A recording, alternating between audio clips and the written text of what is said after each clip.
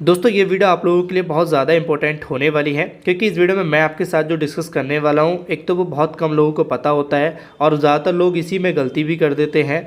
आप अगर एक घर की कंस्ट्रक्शन करा रहे हैं तो आपको काफ़ी ज़्यादा हेल्प करेगी। अगर आप एक फ्रेशर सिविल इंजीनियर हैं, कॉन्ट्रैक्टर हैं, सुपरवाइज़र हैं, तो भी आपको ये वीडियो देखना चाहिए, क्योंकि मैं आपको जो बताऊँगा वो बेसिकली जो हमारी कंस्ट्रक्शन में सबसे ज़्यादा रोल प्ले करता है वो है कॉलम, बीम। ये दो ऐसी चीज़ें हैं कि जो हमारी बिल्डिंग पर लोड आता है उसको डिस्ट्रीब्यूट करने में काफ़ी ज़्यादा हेल्प करती हैं।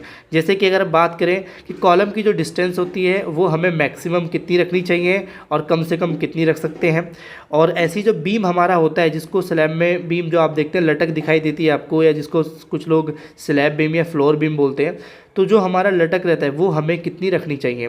कुछ लोग लटक बहुत कम रख देते हैं और कॉलम की डिस्टेंस काफ़ी ज़्यादा रख देते हैं। तो उस बीच में क्या होता है कि जब कभी आपके यहाँ भूकंप आता है, अर्थक्वेक आता है, तो उसमें जो बिल्डिंग में सेटलमेंट होता है वो उसको वेरी नहीं कर पाता और कहीं ना कहीं बाद में आपके घर को दिक्कत होती है, घरों में दरारें आ जाती हैं दीवारों में। तो वो चीज़ें आपको आगे चल के फेस करनी ना पड़े, तो जो मैं आपको बताऊंगा उसको आप फॉलो कर सकते हैं, और ये अकॉर्डिंग टू थंब रूल रहेगा। तो अगर आप एक नॉर्मल कंस्ट्रक्शन कर रहे हैं, नॉर्मल का मतलब कि आप एक रेसिडेंशियल बना रहे हैं 1 मंजिल 2 मंजिल, तो आप इसको फॉलो कर सकते हैं। बाकी अगर आप बहुत हाई राइज बिल्डिंग बना रहे हैं कमर्शियल प्रोजेक्ट के हिसाब से, या रेसिडेंशियल भी आप बहुत बड़े कॉम्प्लेक्स बना रहे हैं, तो फिर आपको वहाँ पे एक प्रॉपर स्ट्रक्चर इंजीनियर की गाइडेंस के अंडर में काम कराना चाहिए। बट जो आपको बताऊँगा वो हेल्प करेगा। तो यहाँ पे आपको देखने को मिलेगा, मैंने यहाँ पे लिख रखा है कि डिस्टेंस कॉलम एंड बीम की डेप्थ के बारे में, ठीक है। तो अभी हम यहाँ पे मिनिमम और मैक्सिमम के ऊपर बात करेंगे। तो और ये आप देख लेना है according to thumb rule.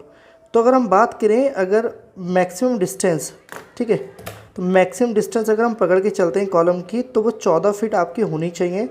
If भी पॉसिबल अगर आप 12 फीट रखते हैं तो वो काफ़ी ठीक है। तो यानी कि अगर 12 फीट रखते हैं तो वो काफ़ी ठीक है, लेकिन फिर भी अगर 14 फीट की बात है, कुछ लोग जगह 14 फीट 13 फीट रखते हैं, तो 14 फीट काफ़ी है, इससे ज़्यादा आप नहीं रखेंगे। अगर आप इससे ज़्यादा रखते हैं तो फिर आपको कॉलम में सरिया बढ़ानी पड़ेगी, कॉलम का साइज़ बढ़ाना पड़ेगा, ठीक है। तो यहाँ पर हम साइज़ की बात नहीं कर रहे हैं, हम सिर्फ डिस्टेंस की बात कर रहे हैं, ठीक है। अभी हम मिनिमम की बात करें तो मिनिमम आप जो रखेंगे वो 6 फीट रखेंगे। इससे कम आपको रखने की ज़रूरत नहीं होती। अगर आप 6 फीट रख रहे हैं तो काफ़ी ठीक है, इससे कम रखते हैं तो फिर आपको कॉलम की ज़रूरत होती नहीं है वैसे, अगर नॉर्मली घर आप बनाते हैं तो। अभी हम बात करते हैं बीम की डेप्थ के बारे में। बीम की डेप्थ मैंने आपको बताई दी क्या होती है, कि जैसे मान लो एक हमारा ये बीम है, तो ये जो डेप्थ होती है, ठीक है, इसी को डेप्थ बोलते हैं, इसकी लटक बोलते हैं। तो ये डिपेंड करती है हमारी जो कॉलम की डिस्टेंस है वो क्या है। अगर कॉलम की डिस्टेंस हमारी थोड़ी ज़्यादा है तो उस हिसाब से हमें देखना पड़ेगा। जैसे हम एग्जांपल पे तौर पर मान लेते हैं कि ये 9 फीट आपकी डिस्टेंस है कोई कॉलम की, ठीक है, कॉलम टू कॉलम, तो फिर आप उसकी लटक जो है वो 9 इंची रखेंगे। ये आपकी 9 इंची होनी चाहिए। ये देखो ये थंब रूल है, यहाँ पे मैंने पहले लिख दिया है, तो आप इसको फॉलो किसी बड़ी बिल्डिंग में मत कर लेना, बस एक नॉर्मली घर की बात कर रहा हूँ। और 12 फीट की दूरी है, एक कॉलम से दूसरे कॉलम की दूरी आपकी 12 फीट है, तो फिर आप 12 इंची इसकी डेप्थ रखेंगे। ये लटक आपको 12 इंची रखनी है। इसके ऊपर आपकी एक स्लैब होती है, ठीक है, जो कि 5 इंची से 6 इंची के बीच में आप रखते हैं, उसको काउंट नहीं कर रहा हूँ मैं, सिर्फ लटक की बात कर रहा हूँ। ऐसी 14 फीट है अगर आपकी, तो फिर आपको उसको 14 इंची रखना पड़ेगा। वैसे तो देखो अगर मैं बात करूं तो आप डिस्टेंस 14 फीट ना रखें तो फिर आपको मैंने बता ही दिया है, फिर आपको बीम की सरिया भी बढ़ानी पड़ेंगी और कॉलम का साइज़ भी बढ़ाना पड़ेगा, ठीक है।